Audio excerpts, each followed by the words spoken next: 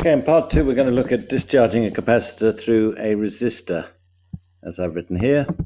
And here is our circuit that I've drawn partially. And initially, to charge up the capacitor, which is called C, then I'm going to need to connect the switch over there. Okay, so when it's completely charged up, then the voltage across it will be V0. And then I'm going to disconnect the switch. The capacitor will stay charged up because the charges are trapped on it. They've got nowhere to go. So that's the next bit of what we're doing here today. We're going to discharge it through a resistor. This is what capacitors do. They kind of charge up and then they discharge, and then they charge up and then they discharge. So here's a resistor.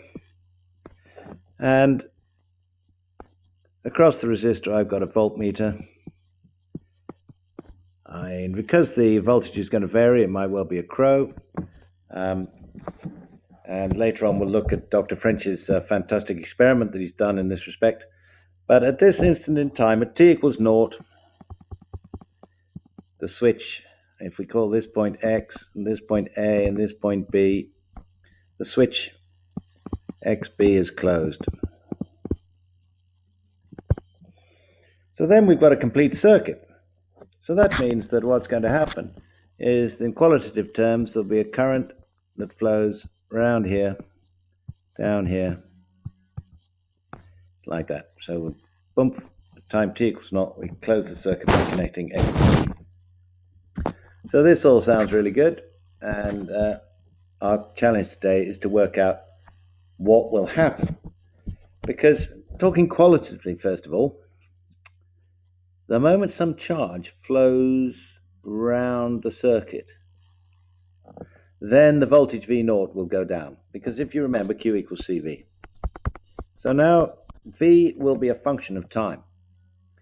As the charge goes through the resistor, then the voltage across the capacitor will go down, so the voltage across the resistor will go down.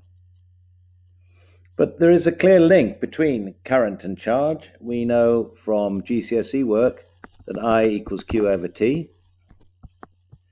But here, if we just take charge over time, that'll give us the average current. So we want to use calculus to say that actually at any instant in time, the current will be dq by dt. And we would expect the charge on the capacitor to go down.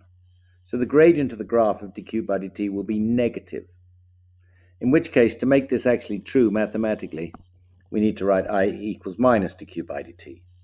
Because dq by dt is going to be negative, but the current's positive. So next we look and consider what's going to be going on in the resistor. Well, Ohm's law tells us that I equals V over R, so that's pretty simple. I equals V over R. But hang on a minute, V will depend on the charge that's left on the capacitor. So V at some time t, V will be Q over C, and then we've still got the R there. So what this means is, we've got the rate of change of charge is proportional to the charge. We can imagine this is a bit like you've got a great big bucket. It's a funny shaped bucket. And it's full of water. And at the bottom here, at the bottom there's a hole. So we open the hole. So as the height of the water goes down, then we can say that the water will come out of the hole less quickly because the pressure will be less. This is exactly what's going on with the capacitor. Initially, dq by dt is large. The capacitor discharges quickly because the voltage across the resistor is large. So the analogy is, initially the height of the water column is large, the pressure at the hole is great, so the discharge velocity is high. But as the water discharges, the height goes down. And eventually, as h gets down to 0, the water comes out in a dribble. Okay, well, what I'm actually going to do now is some maths. And I'm just going to quickly remind you of a formula that we've recently looked at. You may remember that this is to do with radioactive decay, or nuclear decay. Let's call it nuclear decay. And in this formula, we had the rate of change of n is proportional to n. The minus sign means that it's decay rather than growth. And the answer to this, the solution, I should say, to this equation is an exponential. So I'm going to tell you what the solution to our capacitor equation is. It's Q equals Q naught e to the minus t over CR. Let's just consider that equation for a moment. When t equals naught, e to the naught is 1, so Q equals Q naught. That makes sense? Q naught is the charge on the capacitor when time t equals naught. And so at first glance, we can say this equation is working. We could also check by differentiating it, dq by dt. Well, Q naught's a constant. That's the charge when time t equals naught. And then e to the minus t over CR, when you differentiate it, you get a minus 1 over CR.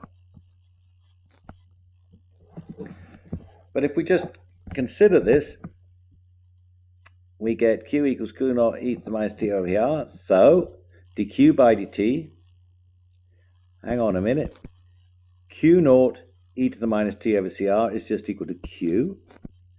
And that's over CR. Okay, and there's a minus sign. And that's what we're expecting. The dq by dt is minus Q over CR. So the solution, Q equals Q naught e to the minus t over CR, does work. Because charge isn't that easy to measure. But we know that Q equals V over C. So we can also say, well, okay, V equals Q over C. Let me get this right. V equals Q over C. So Q over C is Q naught over C e to the minus t over CR. And Q naught over C is just going to be equal to V naught, where V naught is the time when V naught is the voltage when time t equals naught. And we also know that V equals IR, and therefore I equals V over R. And similarly, we can say, well, look, we know V equals V naught e to the minus t over CR. We can divide both sides by R, and we get I equals I naught e to the minus t over CR. There's a family of 3 formulae, one involving the charge up here, one involving the voltage, and one involving the current. And they're all exponential. Okay, so what about a graph? Well, the thing about an exponential graph to remember, and I'm just ready for a new color if you don't mind. Thank you. Is an exponential starts on the y-axis. It does not tend to infinity. It starts at whatever the starting value is. It's either V naught, Q naught, or I naught. And then it decays like this. So this is t ticking away. And this graph looks the same whether you go for I, V, or Q, but I'm going to go for, let's go for V. So this value here will be V naught, and then the voltage will decay. Now, what we do with nuclear decay is we talk about the half-life. And we could do the same with the capacitor discharge. The time taken for the voltage to halve is a constant. But it turns out there's a simpler, easier thing to do, and that is we introduce CR as the time constant. It's called a time constant. Well, what does it mean? Well, when t equals CR, V equals V naught e to the minus t over CR. But t equals CR, so that's V naught e to the minus 1.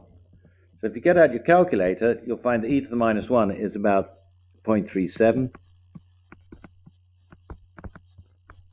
So after one time constant, the voltage will have fallen to 37%. So it's just getting rid of these little lines. It's not the time taken for the voltage to halve that we're interested in. It's the time taken for the voltage to go down to 37%.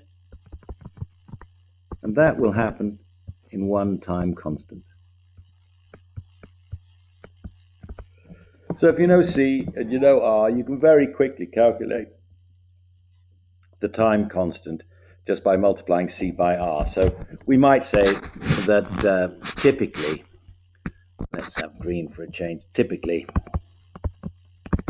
we might have, say, let's have a 5 microfarad capacitor, and it's discharging through a resistor, a few mega ohms. What should we have? 4 mega ohm resistor. Then T, which is often given the kind of funny T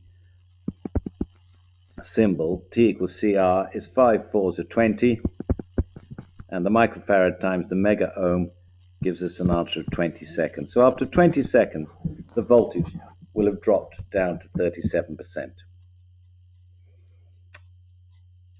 It doesn't look very likely that capacitance times resistance is going to have units of seconds.